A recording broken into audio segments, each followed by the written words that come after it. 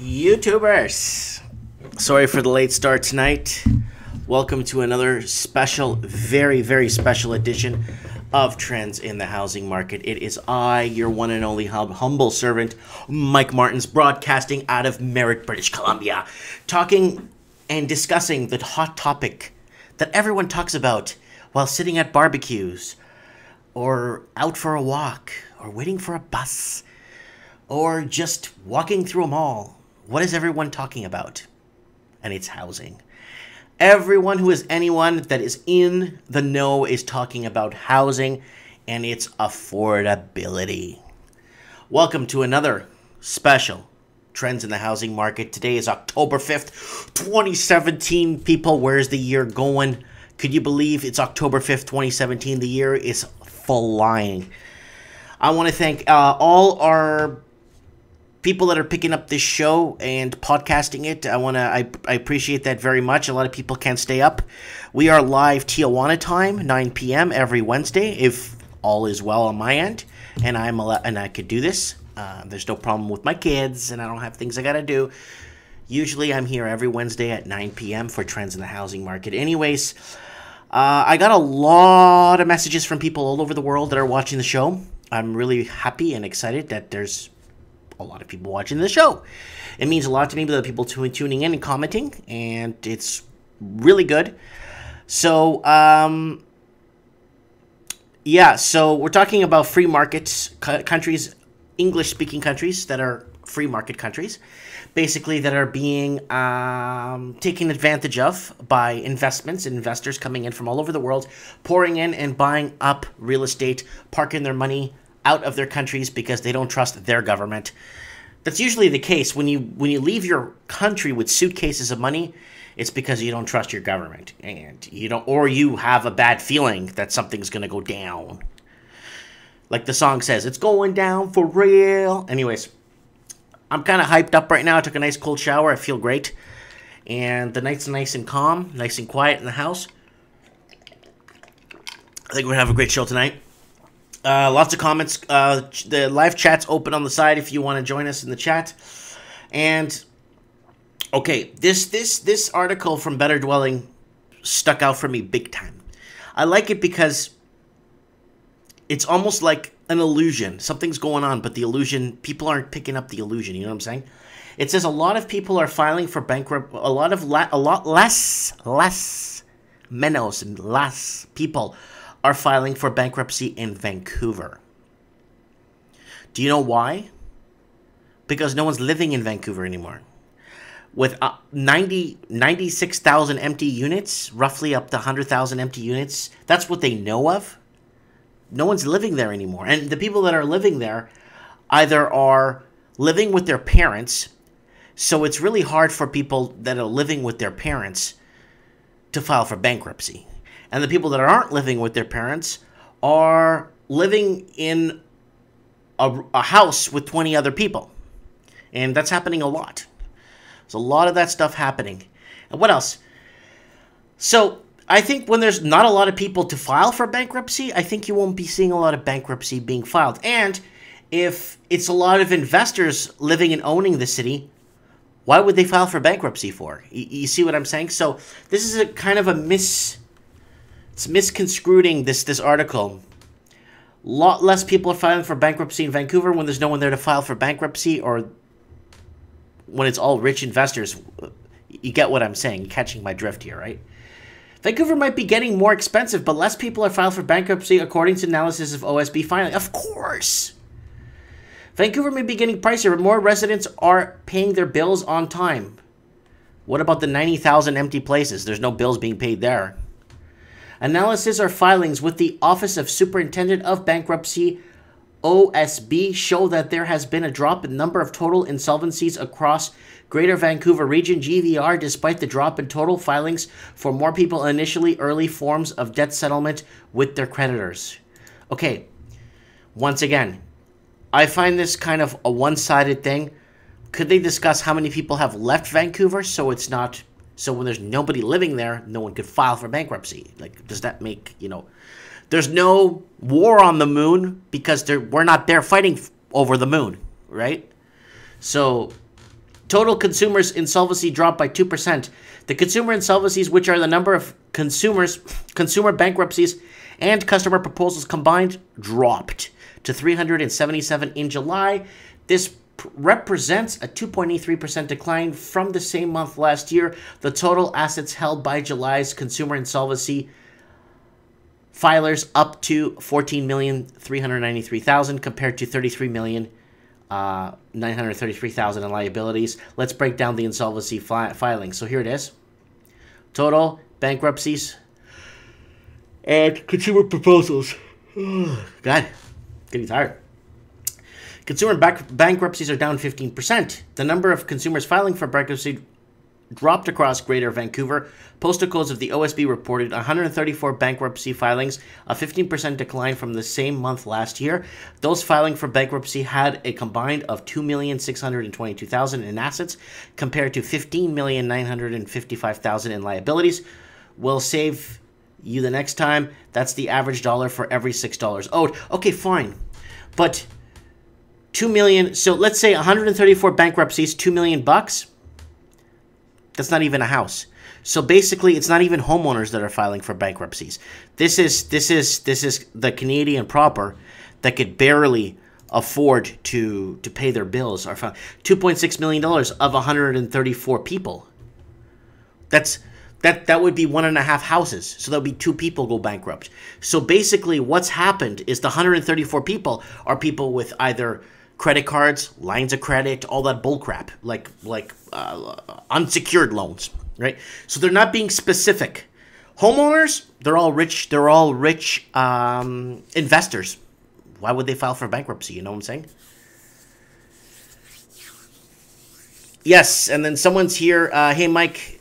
Tammy and I came to visit you this past summer. Great topic. Thank you. Yes, every Wednesday. Yes, thanks for visiting me. I remember you. Every Wednesday, join me for Trends in the Housing Market while I discuss this. So here goes. So 2.622 million. So we're analyzing this article. Now, 134 bankruptcies. The average house is 1.5 mil. So either 2 people file for bankruptcy or 134 people file for bankruptcy on unsecured lines of credit and credit loans and lines and student loans, whatever they have. And that's more of a fitting, you know, compared to 15,955,000 in liabilities, will save you the time. That's the average dollar for every $6 owed. Consumer proposals are up 6%. Bankruptcies were down, less serious from insolvencies, but everyone's leaving. When you have an abandoned city or like, okay, I'm going to keep this buddy's name off the record. I'm just not going to say his name. He's a concierge in one of the buildings, and he's a good friend of mine. And he does rounds. Every 5 hours, he's got to do rounds, and he has to kind of punch in. Not punch in, but electronically state where he's at in the building at that time to make sure he's doing his pool duty, watching to make sure the gym, the parking, the parkade, the upstairs, every floor gets a walk by to make sure there's nothing going on. And he tells me, and he wants to remain off record. He doesn't want to be, you know what I'm saying? He tells me of the 388 suites in the high tower, in the big tower with all the suites and stuff, 2 and 3 and 1, 2, 3 and 4 bedroom suites and penthouses, he's telling me of the 380-ish, 388 depending on how you see it, there's only 23 people living in there. Physical human beings living in there. 23, sometimes 25 in the whole tower. Yes, 23. They're all empty. And it's close by stadium, downtown, where the big buildings are.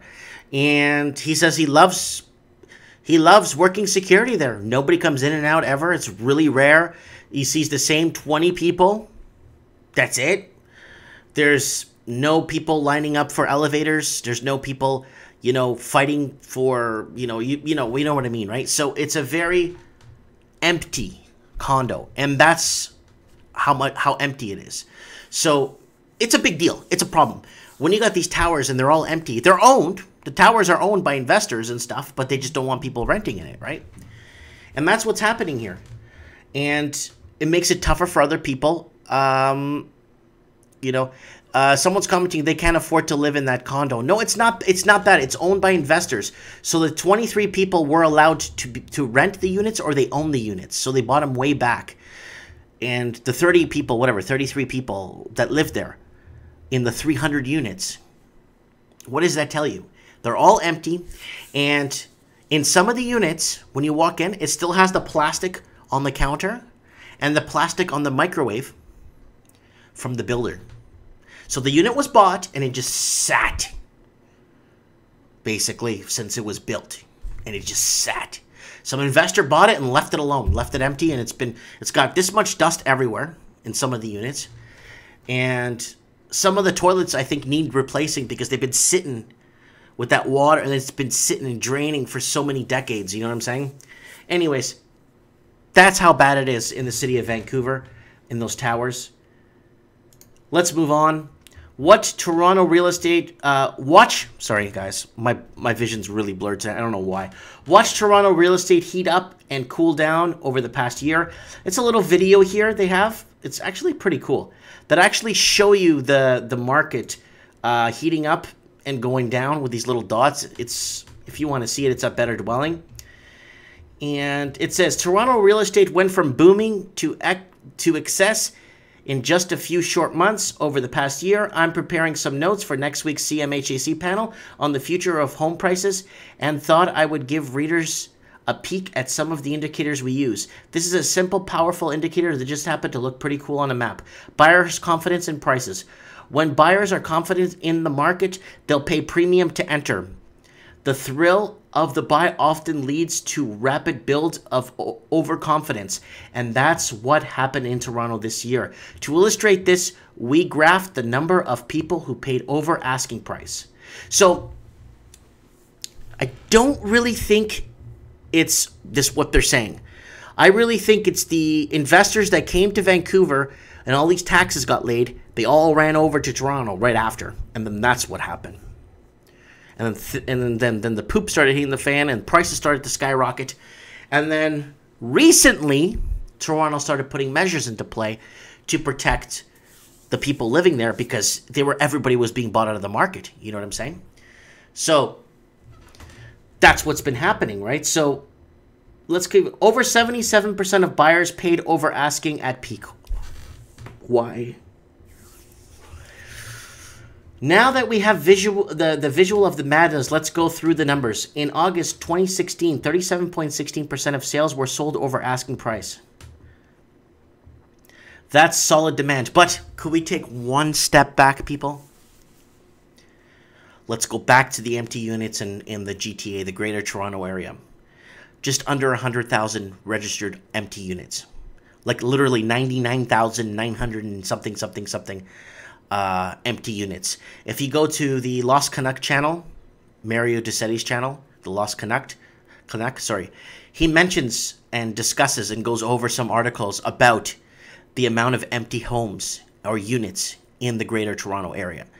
And it's almost 100,000. So, I mean, you got to understand the empty homes. So people are talking about how many homes are being bought and all this, but the emptiness that's there is just phenomenal. Now we have visual madness, so it goes like this. At the peak of 2017, 77.67% of sales in Toronto were over asking price. This is almost 4 out of 5 buyers giving sellers more than the steep price increase they were asking by August 2017. The number has fallen back to 23. Now look at this graph, people. Here we are now. Look at that. Chow pow. There's the summer. That's when everything started to go crazy. Weather got good. People got out there to buy properties. Investors don't want to go in the snow and cold weather to go buy properties. Believe me, they'd rather be at home watching TV or, you know, doing other things. But going out in the snow, you know, you want to go out in the summer to buy things, and then boom, everything just hit the fan. And this is when the taxes were put into place. So if you look at right here, that's when all the taxes and laws and all the prevention and all this stuff to protect the Canadian proper from being bought out of the markets. They put all those preventions in, and look what happened. Kaboom. It's like below. So let's see what happens in Toronto. I'll keep you guys posted on that. Vancouver still going up, man. Still going up.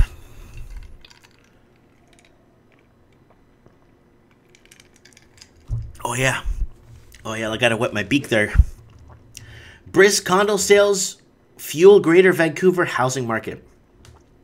People walk through the courtyard of a low-rise development near Granville Island, Vancouver, BC on Sunday, August 20th. Look at this. Nobody there. 3 people. On a beautiful day. 3 people taking a walk outside.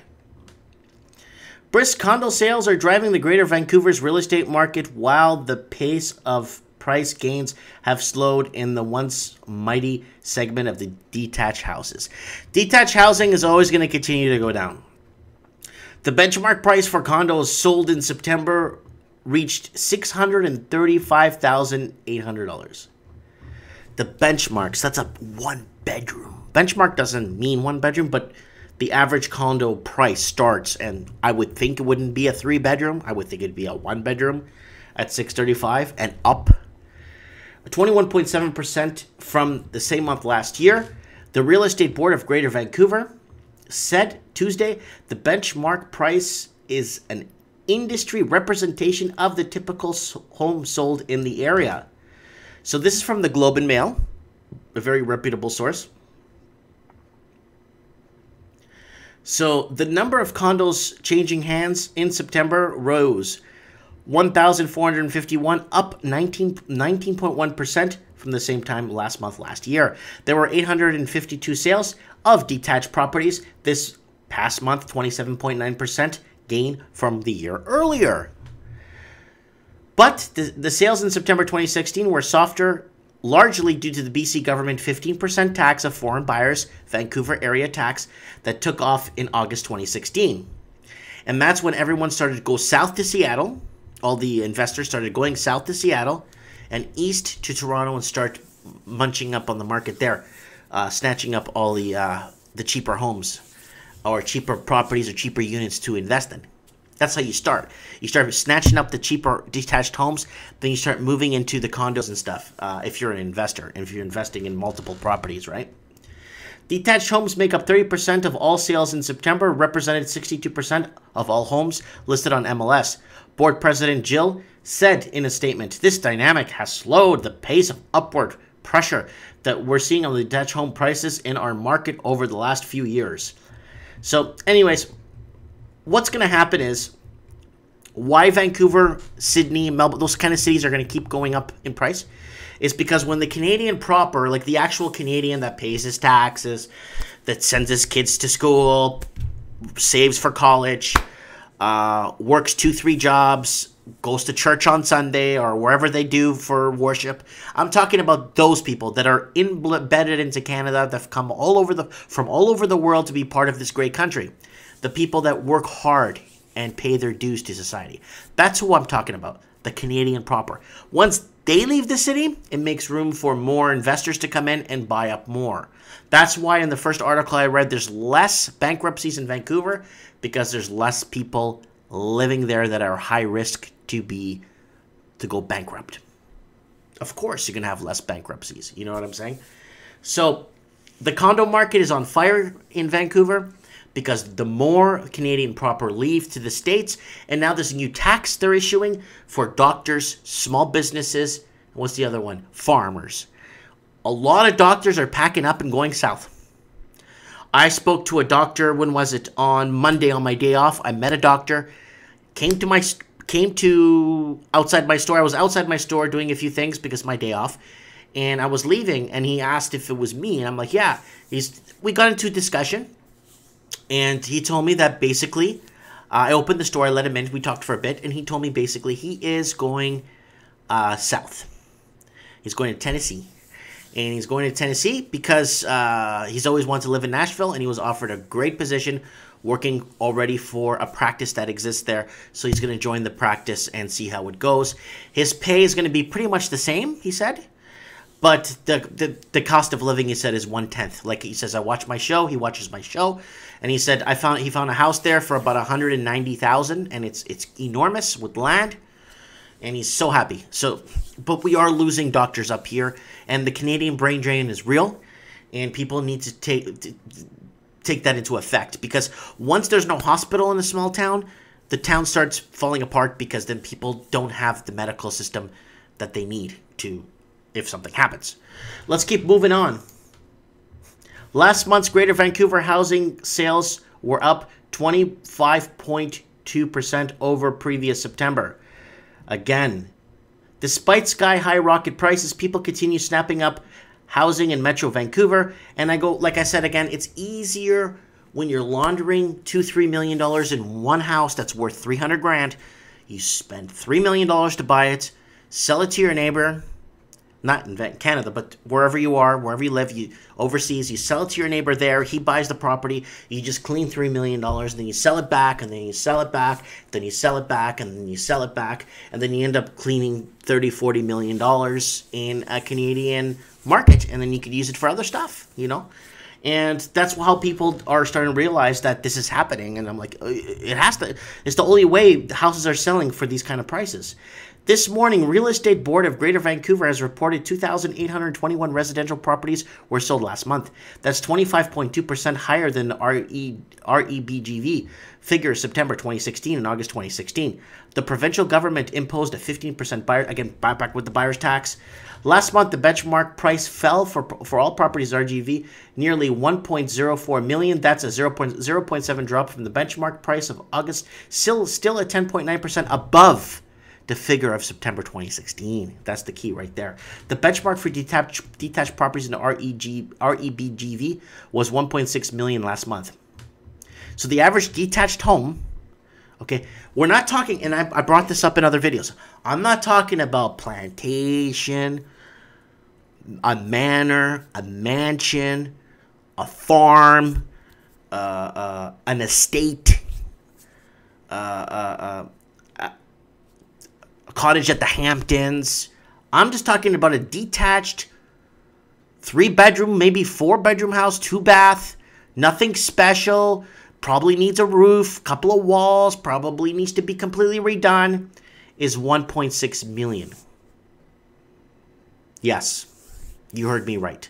$1.6 million. And people watching this 100 years in the future are probably laughing at me and saying, what's wrong with that? Well, look at what our wages are today, and then you tell me how bad things are. You know, the wages haven't gone up as much as the cost of living. For apartments, it was $635,000 for attached properties, and the benchmark was $786,000 for apartments. And this is not on the east side, on a deluxe apartment in the sky from the Jeffersons. You know, it's not one of those, like, you know, we're moving on up to the east side to a deluxe apartment in the sky. You're not living in one of those apartments. It's just something, you know, you live in. And I can't believe 786 large. Clayton Campbell is Clayton Campbell's commenting, and I thought Auckland was bad. Buddy, I'm going to say this and I'm going to say this again. Every English-speaking country has a free market. What happens when you have a free market? The local people suffer because all the jobs the local people had were shipped off to those markets. Those people got rich and come back and buy us out. We're technically, from 100 years ago perspective, we're the ones that's supposed to be going out to other countries and buying them out and creating industries and creating electric companies and creating ski resorts. No, they're coming here and doing that. You know what I'm saying? So all English-speaking countries with a free market have sold out to the highest bidder. I've been talking about this for the last 5 years now, and it's getting old, and I need people to understand what's going on. You know what I'm saying? So Terrence is saying it's all fake news. They're trying to convince that the market, that things are still good. All they need is some investors to buy high, create the benchmark price. Exactly. The Canadian proper leaves, and then there's a space that's available for someone with tons of money to come in and take that place over, probably leave it empty, and just that's what happens, right? And you know, when you watch these archaeological shows, And you see these mass cities that were abandoned, and these mass cities with these huge, races, like these people that built these huge civilizations. And why did they leave? Look at this city. The city was amazing. Like Babylon and all those cities. Why did they abandon these cities? You know what I'm saying? The secret is, a majority of it is because lack of water. But that's a secret. But anyways, that's what's happening. Brain drain. Once you lose the professionals, they move to smaller towns. Guess what? A lot of people start to follow. Family members and everyone starts to follow. So that's what's happening. So a lot of people are waking up in New Zealand, Australia, London, England, all the English-speaking countries, understanding and realizing and saying, holy smokes, free market, not too free. I think free market's only free for the rich. You know what I'm saying? Yep. Let's move on here. Okay, average Toronto house rebounds in September. So this is very interesting. This is a very new article. It came out about an hour and a half ago. Average Toronto house price rebounds in September. The average Toronto resale home price rose about $43,000 or 6% in September compared to August. So how homes are going back up in Toronto. I knew it was going to be a bounce. Either they were going to bounce back just like in Vancouver after the taxes were put on, or they start crumbling and then crash. But how did they fix that? Bring in more investors, bring in more rich people, bring in more people to take the place of the Canadian proper. Because the Canadian proper can no longer afford to live there, so they move to small towns, and then the rich and elite come in and then take over. That's plain and simple. That's how it works. According to the data by the Toronto Real Estate Board on Wednesday, realtors sold 6,379 homes, down 35% from September 2016.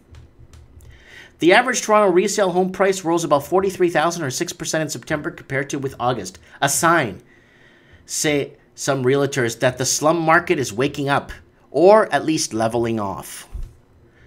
The increase in price is seasonal, but it's still a positive sign because it tells you the market isn't falling further, said Bankruptcy President John. The average September home price was $775,000, was a 2.6% higher, about $20,000 more than the same month last year. The number of resale home transactions were down, however, 35% of a year over year, according to the Toronto Real Estate Board.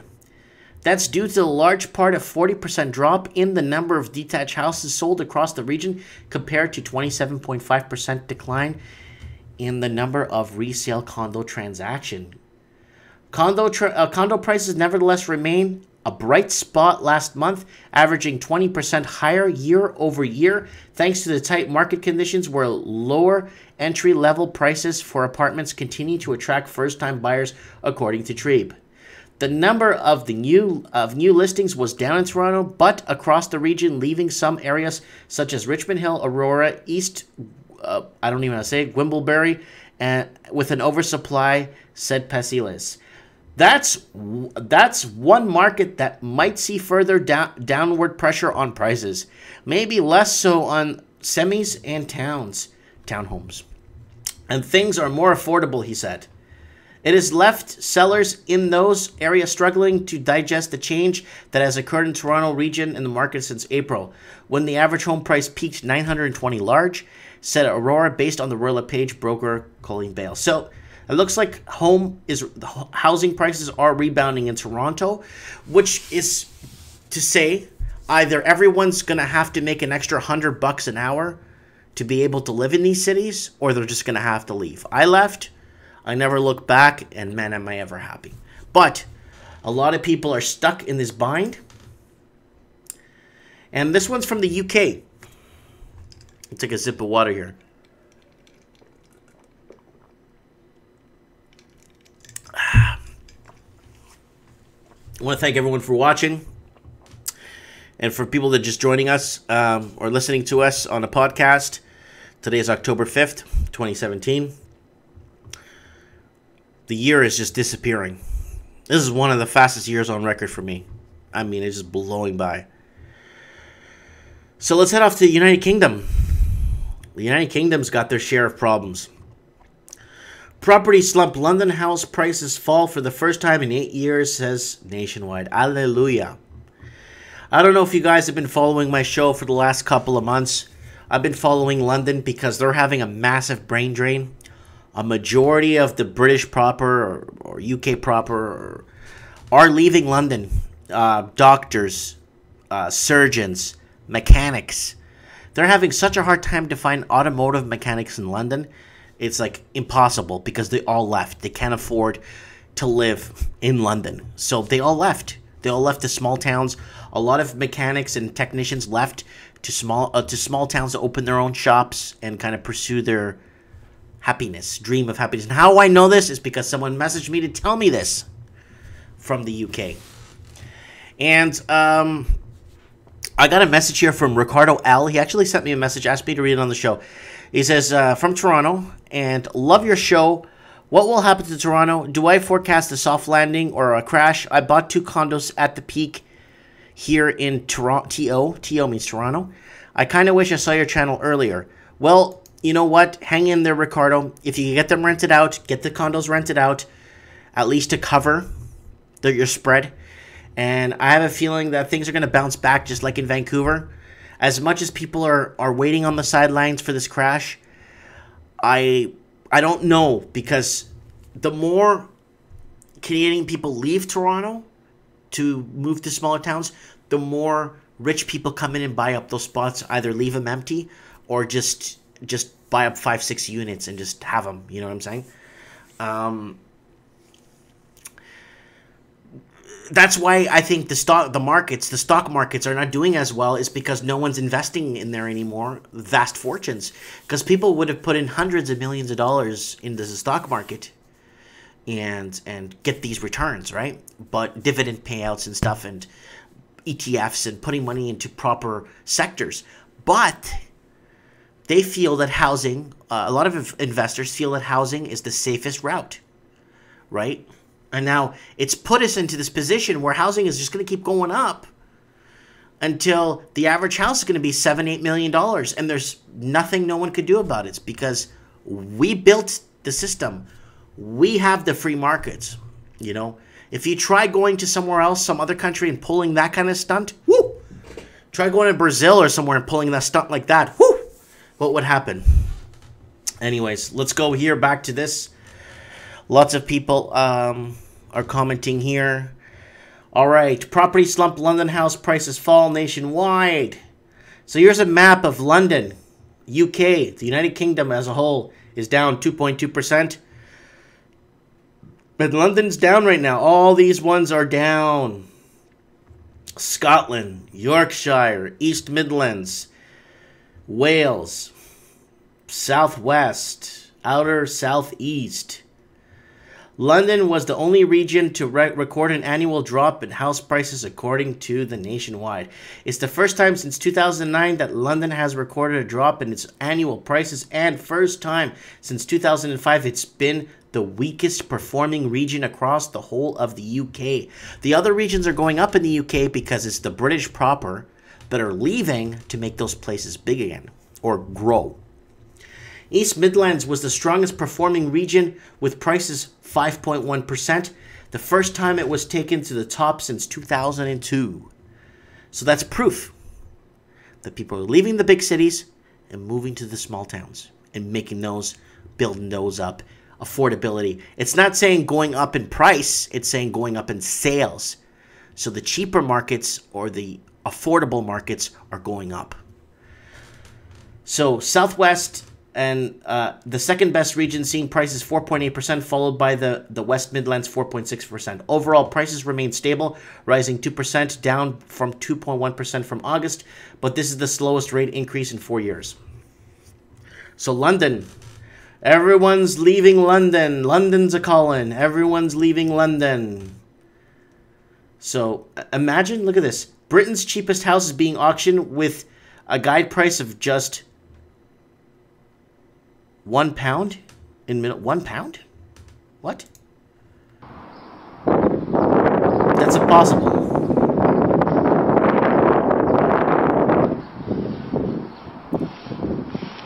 That house is £1.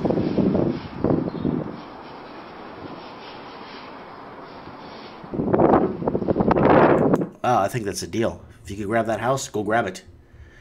But, wow. Well, it's a guide price of £1. So it'd probably go up to 30,000, 40,000 pounds, right? So help buy loans, help to buy loan, all that shared ownership. Lots of people are getting into these really shady deals to own property. Watch out! Don't say you weren't warned. Getting into this rent-to-own crap. Guys, on the sidelines, relax. Okay, relax. You know what? Let's say you can't afford to buy, okay? Let's say you don't get to buy. You know what? Travel. Enjoy life. You're not taking a house with you when you die. Believe me, you don't take your house with you when you die. Go travel. Buy a nice sports car. Take a road trip. You have no obligations, you know? That's what I'm telling, you know, I tell a lot of people, like, oh, I feel so bad. I really want to own my house. I really want to be like you and stuff and have, you know what? I left the big city. If I stayed in the city, I would never own a house. Why? Because I'm not spending $2 million on a house that's worth 300 grand. That's the plain and simple thing. And it's like the thing I bring up every time is like spending on buying a Volkswagen Scirocco, an 82 Volkswagen Scirocco, and paying $2 million or $300,000 Lamborghini price for a Volkswagen Scirocco. When people see that deal in front of them, they're like, I'm not going to take that deal. I want the Lamborghini for the $300,000. I don't want that 82 Volkswagen Scirocco, but people are doing it with the houses. With the houses. Let's keep going, people. Oh, I got to do a quick plug for my channel, guys. I did a story today in New Zealand that's about New Zealand. It's called 120 Bucks. And basically what I talk about is if mortgage payments went up 120 bucks more, if the interest rates go up, the New Zealand proper, basically, like 70 or 60% of the country would default, would fail, could not pay. Because they're bought out, and a lot of people that bought in at the wrong time. $120 a month increase. Hasta sayonara. Hasta luego. Hasta luego. Finished. Let's keep going. So don't forget to watch my channel. A lot of good shows on there. And someone actually commented on here. Good. It's time to hit the reset button on this bullcrap system. Yeah, and it's true. A lot of people, I'm going to like that comment. Yeah, a lot of people are, like I said, sidelining it, waiting, hoping that change will come. But I guess it's not serious enough for people to realize, you know. Let's move on. The Independent. Britain's housing market is too expensive, and this, along with Help to Buy, could trigger another recession. Okay, you know what? Britain, Canada, Australia, New Zealand, parts of the United States, you've been in a recession. We've been in a recession. Wages haven't gone up in a decade. Nothing's gone up except the price of cost of living. So, folks, read it and weep, hear it and weep. If you're listening to this, we are in a recession. We've been in a recession for a long time. You know, stock markets could be doing a lot better than where they are. Our GDP could be a lot better. Inflation could be lower. Why? It's because the middle class is disappearing. The middle class is hasta luego. Adios. Middle class is gone. It's working poor. When you're working 72 hours a week to pay rent on a one-bedroom in Vancouver, that means you are working poor. Because living in a shelter, like having a shelter, is a basic necessity. It's become a commodity now. Not a basic necessity to life anymore. It's a commodity. And that's what real estate's being treated as like a share in a market, like a corporation. And it's become a commodity. Buy low, sell high. And that's what it is. $1 billion here, $1 billion there, and $10 billion for more to Help to Buy. There is no doubt that this Tory policy brought by George Osborne has been politically popular.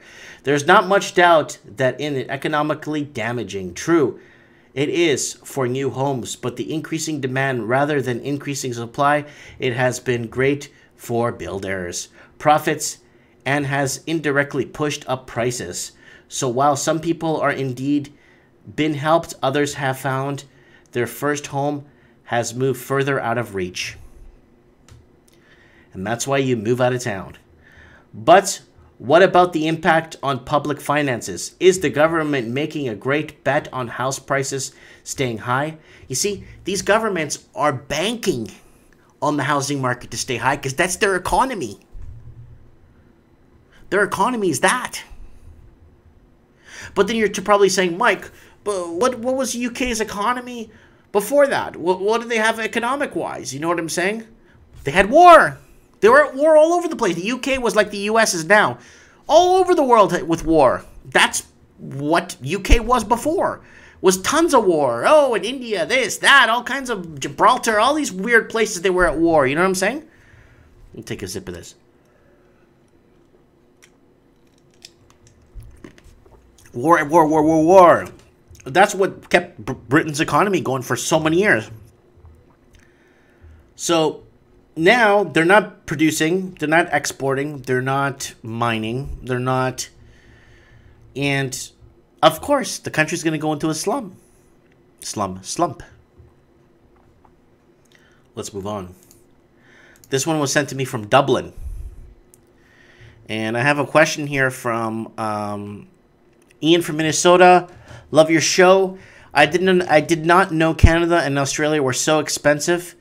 That should be front page news everywhere. Yeah, because when you see a teardown for $2 million, that's bigger news than going to the moon.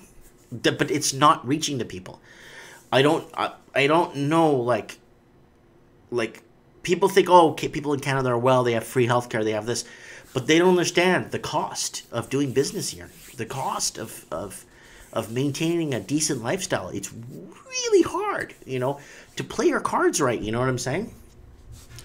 Dublin's housing crisis could be putting jobs at risk in the capital. Let me check my mic here, make sure it's working. You know why? And capital. I'll say it again. Capital. Why? Brain drain.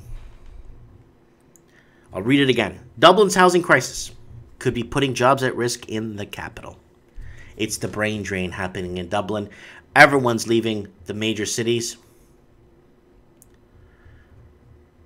And a symptom of the housing crisis making it difficult for people to find accommodation in Dublin is that it's making it harder to fill jobs, a new report shows. Yep. The report revealed that the capital is at risk of being a victim to its own success, as professionals will turn down jobs or simply not apply for them if they can't afford the accommodation. This is a good article, people. This is what I've been talking about forever. As a result, Dublin could miss out on opportunities which could arise from relocations from other cities such as London following Brexit.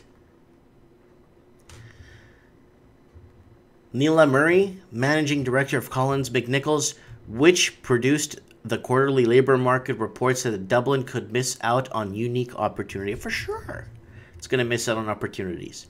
He said, Dublin has a fantastic opportunity to lure companies from London that are interested in relocating due to Brexit. But if they cannot source sufficient talent to work in these companies because people cannot afford to live in Dublin, they will miss out on an opportunity, and that will not come along again.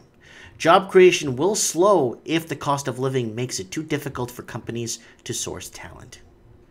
So this is really important. This article is extremely important because what's happening right now is this massive brain drain. You got London, you got cities like Vancouver, you got cities like Toronto, Melbourne, Sydney, Auckland. Everyone's leaving the capitals.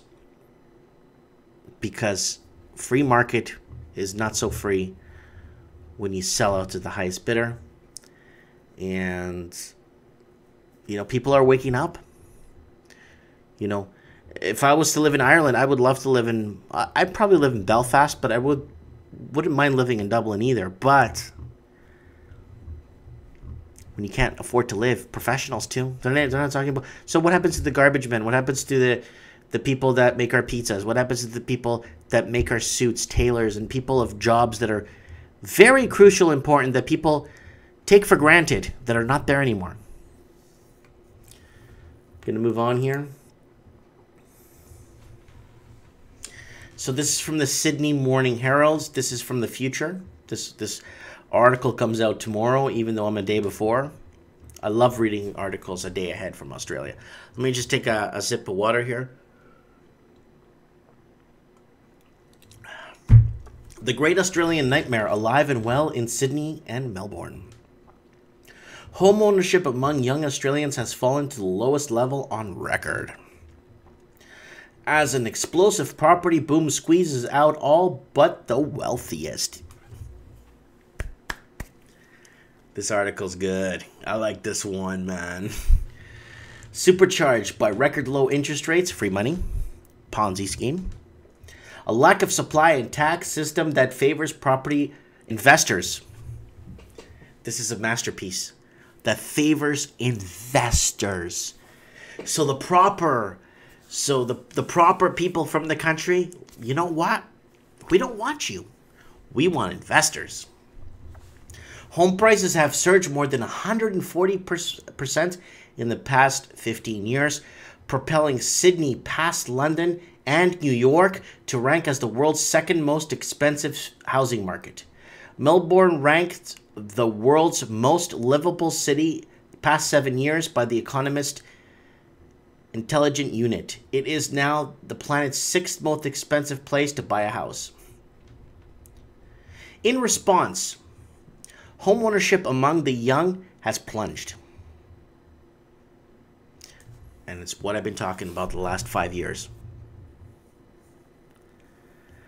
People are basically holding back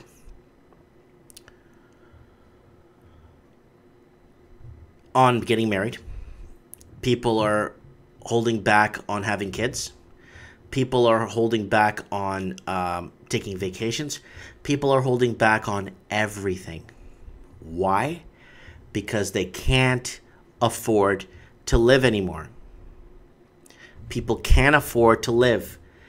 And the youth just has no chance. The youth has no chance. The further generation down is so screwed unless their parents are wealthy investors that could put them through school. I think it's going to be a world for the rich. In response, homeownership among the youth has plunged. Only 5% of 25 to 34-year-olds own their own. To 34.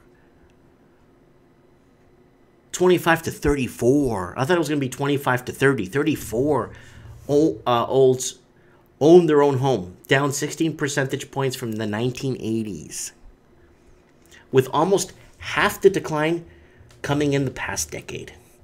At the same time, hefty mortgages have pushed household debt to a record, acting as a drag on the economy's 26 years of unbroken growth.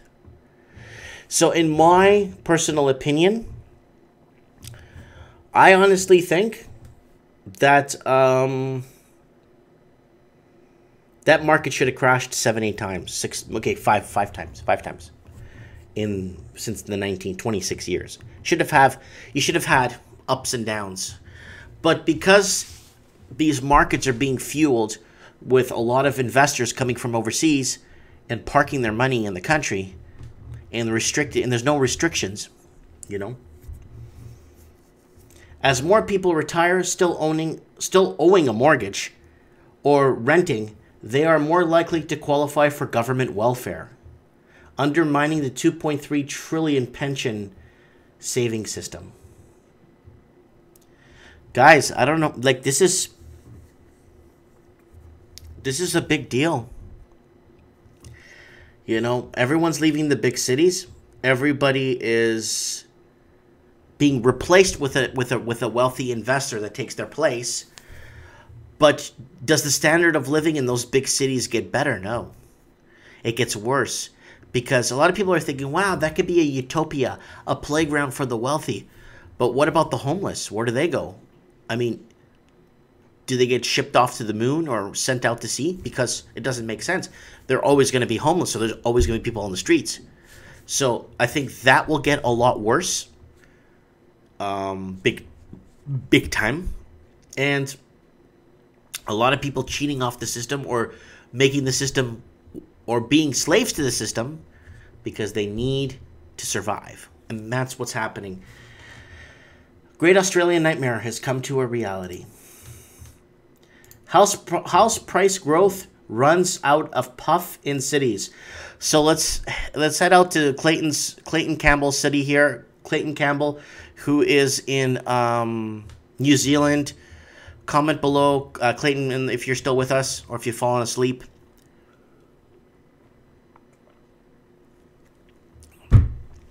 Here we go. So we're heading off to New Zealand, and you guys have no idea how bad things are in New Zealand. Okay, so I got more questions here. There's a girl named Marina, and she's saying, currently in Sydney, I'm leaving, looking at Canada to move to, I hate when people, when they type things out, they use short words. Okay, good. Clayton's here. He can help me with this article. Anyways, it says here, this is a question from Marina here. She's saying, in Sydney, I'm leaving, looking at Canada to move. Too expensive in Australia. Well, Marina, I got some bad news. Canada's very expensive. Canada is beyond expensive. I'm not sure what your financial situation is, but if you're saying that too expensive to live in Australia, you're going to have a really rough time in Canada, a tough time in Canada. I'm not trying to, tell you you're not going to make it. I wish people the best, but it's just as expensive. And a lot of people watching my show from other countries, let's say New Zealand and Australia and London, who are thinking Canada might be better, are starting to realize from watching my show, wait a minute, whoa, that's so expensive. And then they're kind of rethinking maybe moving to a small town in their country. And that's what's happening. So yeah, Marina, that's in Sydney, I would say stay put and maybe visit Canada first on a vacation and then maybe take it from there. Or yeah, it's tough. It's a tough call. I don't know. Anyways, okay, let's go to New Zealand now. This is from today's date at 6:03 p.m. House prices growth out to a puff in cities. The housing market is continuing to stall as people wait for political parties from the next government. Okay. Remember when I said anyone that's in the political system or wants to run for politics or wants to be governor or prime minister or whatever you want to call it. Even if you're Department of Agriculture, you talk about housing. Even if you're part of the space program, you talk about housing. Even if you want to become treasurer, you talk about housing. Anyone that talks about housing and tells people what they want to hear about housing will be elected. Because housing in New Zealand is beyond what you could ever imagine. With the country spending hundreds of millions of dollars on doing meth tests on decontaminated homes that are so contaminated by the use of meth that it's beyond what you guys could imagine. And now, let's read what this has to say. Housing is coming to a halt there.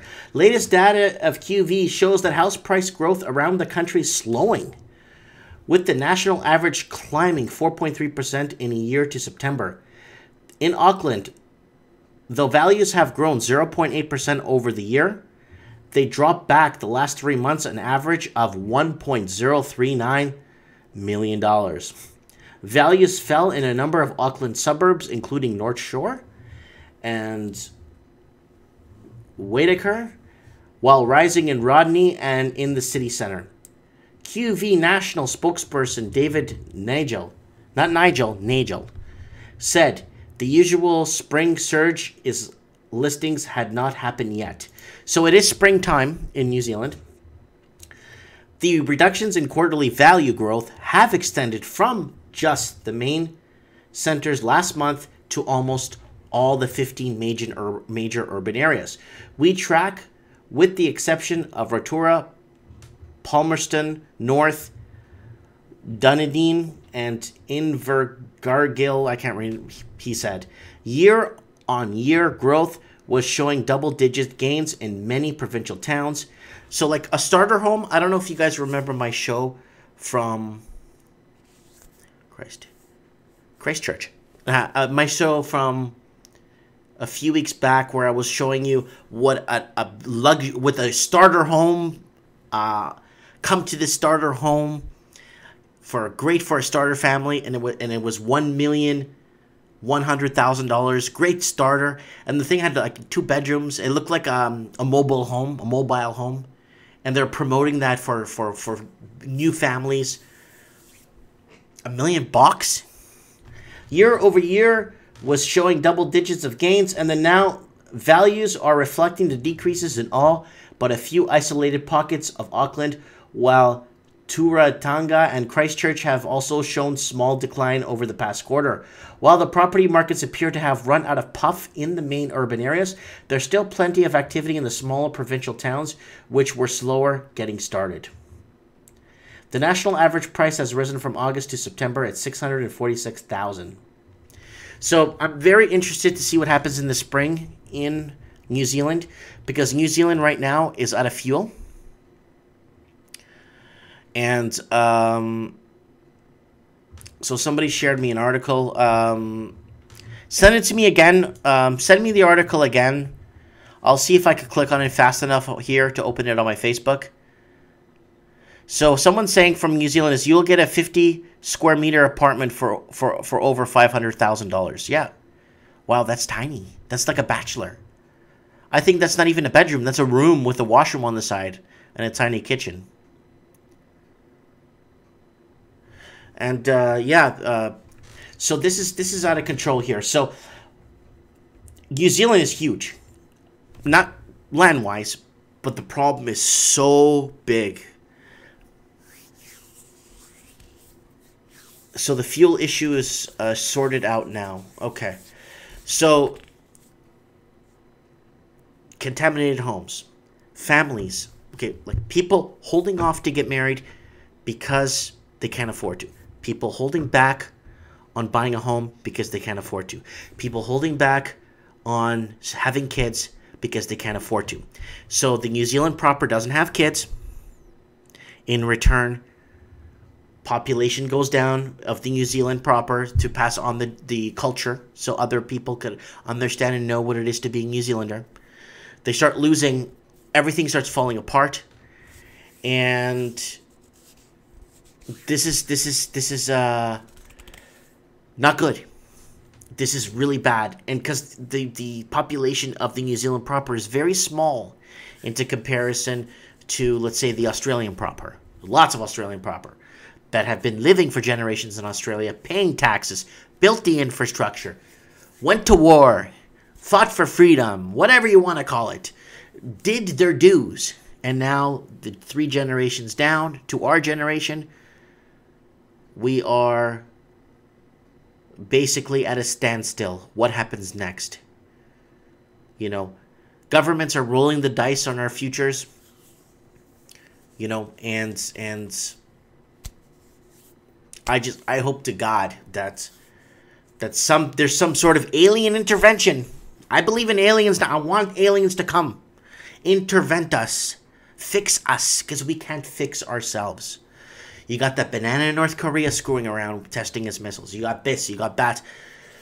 I'm just hoping either for a a biblical intervention. I think it's time to prove that religion's real. So, like, let's have an intervention.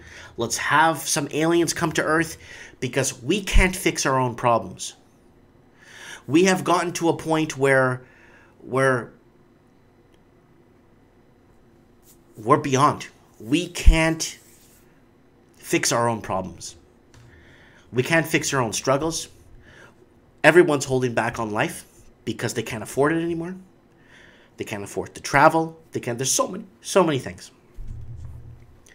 So hopefully New Zealand is the domino effect that starts off everything and fixes its problem. And let's head to this. I really want to show you guys this article. It's a really good one. And this is by Money Watch, by CBS from the United States. It's a really good article. So let's look at this. 10 hottest U.S. real estate markets in 2017. Number 10, Sacramento, California, 4.8%. That's the capital of California for those who don't know. And 4.8% according to Zillow's projection. And let's move on. Denver. I've been to Denver too. And it's a beautiful city. Denver is a great city. I've been there. It's clean, organized. And housing prices in Denver are expected to increase 3.6%. Well, that's the smallest increase of the 10 cities. So Denver, number 9. Ogden, Utah. Wow. I have never heard of that name till I just mentioned it right now. I've been to Utah. I don't know if I've been to Ogden. Homes in Ogden, Utah forecast by a 4.7% this year, Zillow said, located about 40 miles north of Salt Lake City. Ogden is known for walkable downtown and its access to the outdoors, such as skiing, climbing, blah, blah, blah. Unemployment in Ogden stands at 2.9%, while incomes the rising by about 1% per year. So Ogden, Utah, 4.7%. Knoxville, Tennessee. That's where the doctor that I spoke to is moving his practice from Canada. Knoxville, Tennessee, 4.4%. Third largest city. Tennessee's third largest city will benefit from home appreciation of 4.4%. So incomes are rising in Tennessee, and employment rate stands at 4.7%. That's really good. So let's move to the next city. So again, we're looking at the 10 hottest U.S. real estate markets in 2017, people, if you're just tuning in. Portland, Oregon, 5.2%. Yeah, Portland right now is on fire. A lot of foreign investors going in, buying up everything they can get their hands on. I think of 32 hoods or housing districts or housing areas, of 32 neighborhoods, 22% are over $1 million or unobtainable by the local people that live in those areas. Home values in the hipster haven of Portland, Oregon are expected to gain 5.2% this year. That might seem like a lot, but it would reflect the cooling off from 2016 when home prices jumped 15%. I don't know if you guys followed me with the Oregon housing crisis. Number 5, Salt Lake City, 4.3%. So, Salt Lake City homeowners will see their properties appreciate by 4.3% this year, according to Zillow. Salt Lake City, Utah. Number 8, Orlando, Florida. Wow, of all cities. Orlando, Florida. Wow. Because the average home, like last year in Orlando, was like 150 grand, 200 grand for a decent house in Orlando. There's lots of land in Orlando. Lots of land. It's all flat land, far as the eye can see. Home to Walt Disney World in Universal Studios, Florida. Orlando is the mecca for tourists. It also forecasts to treat homeowners well in 2017, with home prices expected to rise 5.7%. Incomes in the city are growing from about 1% annually, while the unemployment rate just stands at 4.5%. Wow. So Orlando's number 4, top 10 hottest U.S. real estate markets in 2017. Number 9, Provo, Utah, 4.3%. Provo is the 3rd Utah city to make the list, while home prices appreciate 4.3% this year, according to Zillow. Employers include tech companies, Novel and New Skin Enterprise. Oh, they have a ticker, stock ticker there. Multi-level market company focused on skincare products. Wow, that's nice. So Provo, Utah, 4.3%. Again, people, 10 hottest U.S. real estate markets in 2017. Let's go to number 10, people.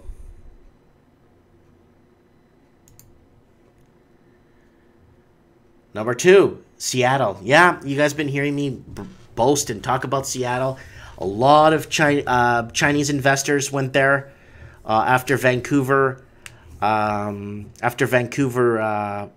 its taxes on. A lot of investors went south of the border to Seattle and Tacoma.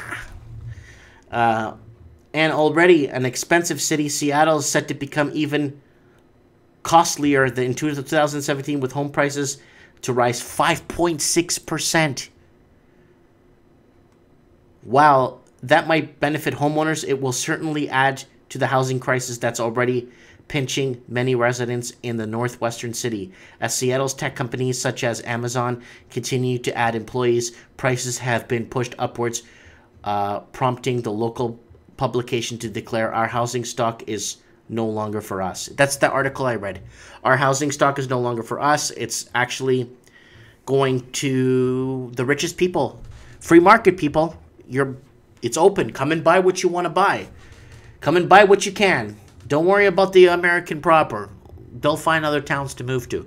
You just come up and buy everything up. Last but not least, Nashville, Tennessee. Wow. 4.3%. I've been to Nashville. Lots of Corvettes there. I don't know why, but when I was in Nashville, 1 in 3 cars is a Corvette, which is really interesting. Nashville scores the hottest real estate market in 2017 with Zillow projecting real estate appreciation of 4.3%. Nashville isn't just country music. It has a growing healthcare employment sector, which is fueling growth, employment, and income. Young professionals stay at the top for reasons for living there and work opportunities and the quality of life, according to research from Nashville Area Chamber of Commerce. Income growth and the city by rising 1.1% per year, while unemployment is only at 4%. So every major city in the U.S., I think unemployment's anywhere from 3 to 5.6% on average, from what I'm seeing, which is not that bad. You know, out of 100 people, 4.3 people aren't working. I mean, that's really not that bad. It's actually gotten better in the last year and a half for employment. But yeah, that's it, people. 10 hottest U.S. real estate markets in 2017. This, if people are looking to relocate out of those pricey cities, there's a lot of places you guys could move to. You know what I'm saying? A lot of up-and-coming cities. I think Nashville and I think Utah are going to be the next. Like, if you want to go back, okay, let's go back before I leave. Let's go back to the 60s and 50s. Okay, in the 60s, the place to live for me, the place to want to grow up and be part of, would probably be New York. You'd want to be in Manhattan, lower Manhattan area. You want to be in Queens, Bronx area. You want to be in New Jersey in the 60s. That was the place to be. In the 70s, I think Chicago was the place to be in the 70s. I think Chicago was, the R&B music was coming up. It was a really good city to, a city of brotherly love. I think that's Chicago. I don't know. But it's great to, in the 70s, Chicago would be one place you want to live in, right? And then in the 80s, if you know your 80s well, it was Los Angeles. Los Angeles, LA County in the 80s. Up in smoke, people. It was the place to be in the 80s. If I had a choice, if I could live somewhere in the 80s, I would love to have lived in Los Angeles in the 80s, at that time when people were emptying out swimming pools and people were skateboarding in them. And God, how time flies, eh? The 90s. Does anyone know where the best place to live in the 90s was? Anybody? Atlanta, Georgia. Yeah, Atlanta had its time too. In the 90s, Atlanta was booming. Georgia, the state of Georgia was booming. It probably still is, but, you know, cities come and go, right, when it comes to trends, right? And in the 2000s, does anyone know the 2000s? The place you want to live or place to be? Miami. In the 2000s, Miami was the place to be. Oh, it was fantastic. I was there, and it was fantastic. And hence the nickname Miami Mike. But no, Miami was the place to be in the 2000s. And the 2010s, I'll leave it up to you guys. Place to be in 2010. Oh, Melrose Place. That's in LA. That's outside LA County, bud. That's in Los Angeles, Melrose Place. Yeah. And yeah, okay, guys. I've been here for an hour and 10 minutes. I want to thank everyone for joining me. I want to thank everyone for rebroadcasting my transmissions. I want to thank people. Use my footage. Do whatever you want. I just want to get the word out there. And if you mention me in a video, and if you're doing housing videos, please do me a favor. Mention me. Send me a link on one of my YouTube videos, and I'll click the link. And if you mention me, I'll mention you and start creating an underground network where people could talk freely about housing. We're talking about housing. If I get shut down for talking about housing, I don't know what's going to happen. Like, I can't tell you what's going to happen after that. Because if I can't talk about housing freely, then, guys, it's over. Anyways. Okay, guys. And I want to send a shout out to the Untamed Kid who's watching my channel. And big hug to everybody. And Godspeed. Anyways, tune in next Wednesday. I'll do videos through the week. Don't forget to watch my rants and lifestyle. Adios. Hasta luego.